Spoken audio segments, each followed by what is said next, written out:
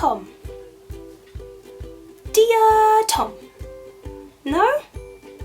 No. Dear Tom. Yes, I had a tooth removed and it sucked. You know the film The Little Shop of Horrors where the guy's singing "Son, be a dentist" and he's got like the pair of pliers and he's got it in the mouth and the foot up on the sink and like yanking? I thought that was like a joke. I thought that you never use pliers in someone's mouth.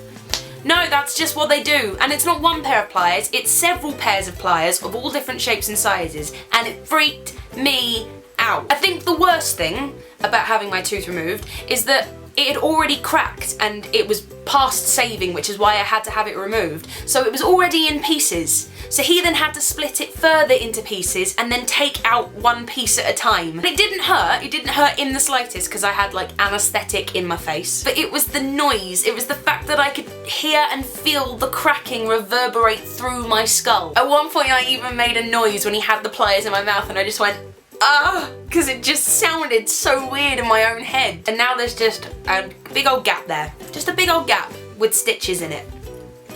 You can't see it when I smile though, it's like right on the corner, so at least my smile is intact. So my dentist had a stern talk with me about cutting down on the Jolly Ranchers. There's only half a sugar in my tea now rather than 2 full sugars, which is what I used to have. I just have a really big sweet, well, I was gonna say I have a really big sweet tooth, but now I don't, clearly. Not only have I cut down on the sugar, but I've also become a vegetarian in the last week, so I've also cut down on meat. G is also a vegetarian and you are a vegan, so I have come over to the veggie side. Long story short, I got to a point where I couldn't justify keeping cats as pets and eating cows as food. Obviously I know that up until now, every time I've eaten a burger, I've been eating a dead cow, but there's like this disassociation that we have. We know that what we're eating is a dead animal, and yet we go home and hug our dogs and cats and wouldn't ever dream of putting them in a stew. So I suddenly had that realization through watching this video called Carnism, which is like the idea that we keep some animals as pets and we eat and kill other ones. And I kind of just realized my own ignorance and decided I wasn't okay with it and I couldn't justify it. So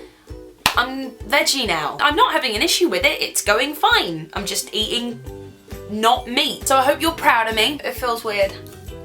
It's weird that there's just a hole where a tooth used to be and everything in my mouth wants to fill the gap. The tooth in front of the one that was removed is like freaking out. It doesn't know what's going on. It's like you know when you're in an airplane and you've got a recliner seat but someone behind you has got their knees up on the back of your seat so you can't recline it. Now that person has got up and gone to the loo, so this tooth is like, I'm gonna recline this bad boy all the way. That's what it feels like this tooth is now doing. It's like, oh, there's a gap, I'm gonna move into it. So I had a tooth removed. I'm now a veggie. Do I have anything else to tell you? Oh, this is cool. I have got my advent calendar for this year sorted, but it's not your ordinary chocolate advent calendar, which is probably a good job seeing as I need to cut down on the sugar. But my gorgeous dear friend Pete bought me these. They are tea bags, but they are advent calendar tea bags, and on the back of each one is the date. So I get a different flavoured cup of tea for every day of advent. Isn't that such a great idea? And they've all got very festive patterns on the front. This one's got deck the halls, fa la la la la la la la la. Well, Mum and Dad are cooking fajitas downstairs and it smells really, really good. So I'm gonna go see if I can get myself some grub. They're veggie fajitas though.